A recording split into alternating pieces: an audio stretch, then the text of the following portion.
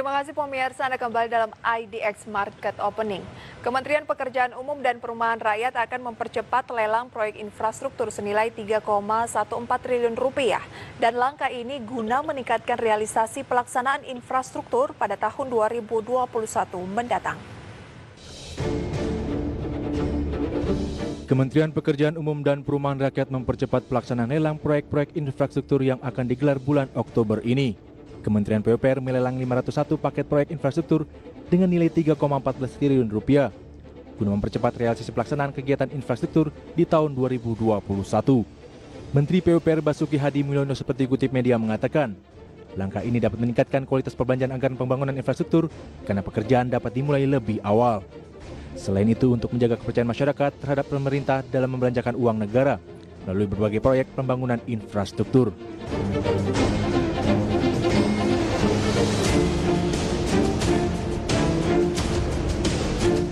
Kementerian PUPR juga akan tetap menjaga kualitas konstruksi, sehingga kontraktor atau penyedia jasa yang berkualitas dengan sendirinya akan banyak dicari oleh pengguna jasa.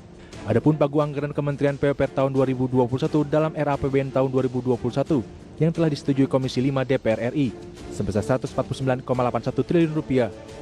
Anggaran dialokasikan untuk pembangunan infrastruktur sumber daya air 58,55 triliun rupiah, konektivitas 53,96 triliun rupiah, permukiman 26,56 triliun rupiah, dan perumahan 8,09 triliun rupiah. Selanjutnya, pengembangan sumber daya manusia 563,79 miliar rupiah, pembinaan konstruksi 757,68 miliar rupiah, pembiayaan infrastruktur 273,68 miliar rupiah, dukungan manajemen 748,20 miliar rupiah, pengawasan 101,74 miliar rupiah, dan perencanaan infrastruktur 206,18 miliar rupiah. Proses lelang diharapkan ada peningkatan pemanfaatan teknologi informasi dan penyederhanaan regulasi serta peningkatan penggunaan produk dalam negeri. Berbagai sumber untuk IDX Channel.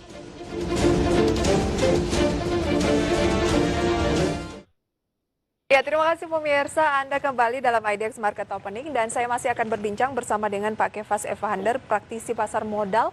Kita akan mengulas begitu ya peluang dari sejumlah sektor. Tadi kita sudah membahas untuk batu bara. Tapi yang Pak Kefas sampaikan ini baru PTBA. Apakah emiten-emiten lain dari batu bara memang sejauh ini yang menarik baru di PTBA atau ada juga yang lain? Karena kan kita tahu ada ITMG, ada Adaro ataupun ada yang second maupun third linernya Pak Kefas.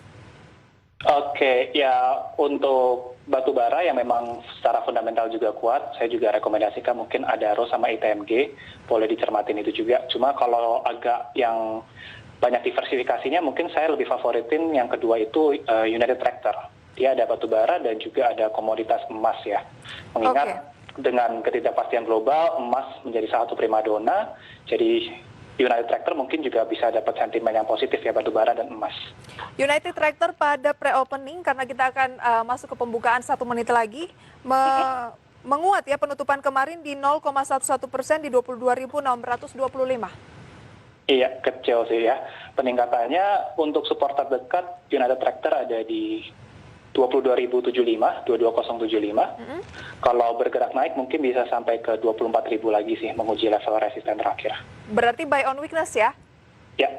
Tapi mungkin kalau retail lebih suka PTBA nih Pak, karena kan secara harga gitu ya nilainya 22 ribuan untuk UNTR. Oke, tapi itu bisa menjadi pilihan ya? Yap. Baik, antara PTBA maupun UNTR, pemirsa. Sudah kita ulas strateginya. Kita akan beralih untuk menyaksikan pembukaan perdagangan pada pagi hari ini. Pak Kefas, ditahan dulu, saya akan sampaikan pemirsa di mana untuk indeks harga saham gabungan dibuka melemah 0,03%. Masih sangat tipis karena market juga benar-benar baru dibuka di 5.035 untuk indeks harga saham gabungan. Adapun pemirsa, kalau kita lihat ya untuk pergerakan dari nilai tukar rupiah, saya akan mencermatinya untuk Anda, cenderung masih stagnan saat ini di 14.685 terhadap dolar Amerika Serikat. Kemudian pemirsa, mover pada pagi hari ini berdasarkan persentase ataupun saham-saham yang menguat pemirsa ya, ada Sentra Mitra Informatika atau LUCK naik 5,75%, kemudian ada Bank Permata atau BNLI ini naik 2,85%. Inco naik 2%. Kemudian ada PSAB juga naik sekitar 1% lebih, dan ini masih terus berfluktuatif begitu ya, ataupun bergerak liar karena memang benar-benar baru 1 menit pembukaan perdagangan. Kalau net foreign buy kemarin kan yang memimpin adalah BBCA. Maka pagi hari ini net foreign buy-nya tertinggi adalah Bull pemirsa, Buana Lintas Lautan, dan juga ada Telkom, Unilever, Gudang Garam, Bank Mandiri, dan juga Wika. Pak Kefas, Ya, marketnya memang terkoreksi nih Pak, tapi memang masih sangat tipis begitu ya, 0,06%. Ada kecenderungan tidak sepanjang hari ini akan terus tertekan seiring yang Pak Kefas tadi sampaikan di awal, kondisi dari dalam negeri, khususnya demo yang agak ricu begitu ya, akan membuat para investor mungkin tarik nafas dulu, kemudian mencermati lagi dan profit taking karena memang dalam sepekan terakhir indeks terus menguat. ya. Kalau saya pribadi sih pandangannya harapannya masih bisa menguji resisten terdekat dulu di 5.070. Jadi saya harapannya masih bisa naik dulu ya. Oke, masih Arahnya ada peluang kenaikan hari baru, ini ya? Ya, baru kemudian aksi profit taking berlanjut bisa kembali turun lagi. Kalau dari segi nilai tukar rupiah juga saat ini cenderung erat tidak kaitannya. Karena kita tahu beberapa waktu kemarin, pekan lalu kalau nggak salah, rupiah itu masih di kisaran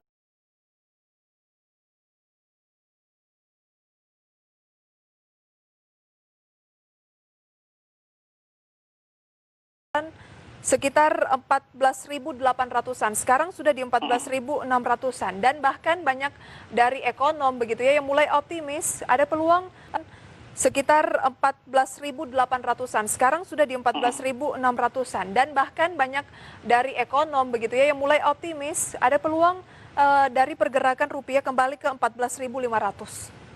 Oke, ya kalau korelasi rupiah dengan ISG, USD IDR dengan ISG itu pasti bertolak belakang sih seharusnya ya, cenderungnya. Jadi kalau rupiah kita melemah terhadap US dollar, berarti kan USD IDR-nya meningkat, artinya ISG kita mengalami tekanan, harusnya turun.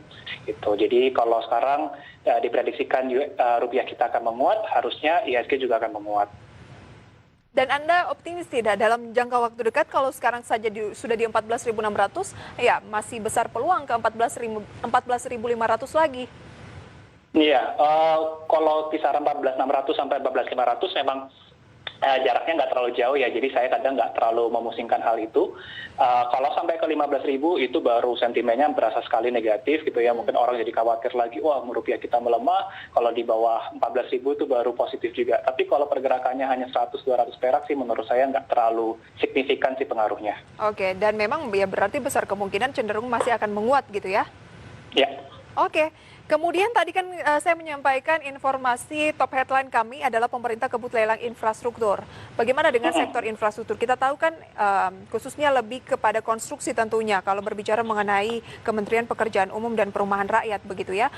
Tadi kan sudah ada geliat-geliat lagi nih di sektor komoditas khususnya batu bara yang kemarin-kemarin sama-sama masih di-avoid dengan sektor konstruksi. Kalau konstruksi sekarang juga ada mulai harapan tidak Pak? Atau memang masih tertinggal?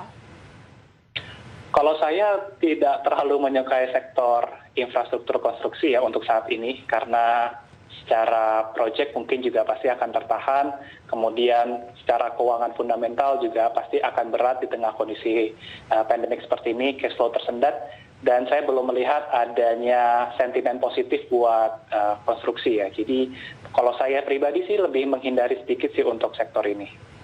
Oke, kalau yang memang sudah punya, kalau memang belum punya sih sangat mudah untuk ya udah di-avoid saja terlebih dahulu, jangan masuk dulu ke emiten-emiten konstruksi. Tapi kalau yang sudah punya dalam jangka waktu mungkin cukup lama dan ini lebih kecenderungannya investasi, sebenarnya strateginya gimana sih Pak? Kalau investasi juga menurut saya kurang pas sih waktunya ya untuk sekarang, karena trennya udah turun bahkan sejak akhir 2019 ya, pertengahan 2019 tren infrastruktur sudah nggak terlalu bagus gitu ya. Jadi menurut saya, kalau saya lebih bijaknya kalau ada peluang di saham lain lebih baik dipindahkan ke saham lain gitu daripada nyangkutnya kelamaan. Oke.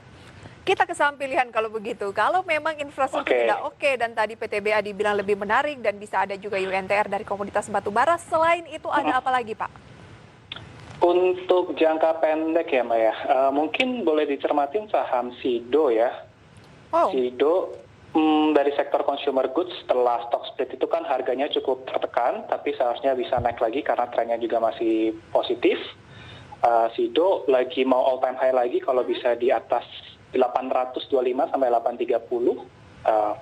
Trennya masih positif sih untuk Sido. Apakah sebaiknya kita buy on break 825 atau saat ini di kisaran 775 juga sudah boleh untuk melakukan akumulasi beli? Kalau udah beli kemarin sih nggak apa-apa, ditahan aja, harusnya bisa menguji 825 dulu ya. Tapi untuk supportnya perlu dicermatin di 725. Oke. Selain itu apa saja Pak? Emitennya saja terlebih dahulu. Selain Sido kemudian? Mungkin salah satu yang favorit saya Pakuwon ya untuk Pakuwon. saat ini ya. Kemudian Sama Bekasi Fajar. Bekasi Fajar. Nanti kita ulas di segmen selanjutnya. Ya. Pemirsa, saham pilihan akan kami hadirkan usai jeda pariwara berikut.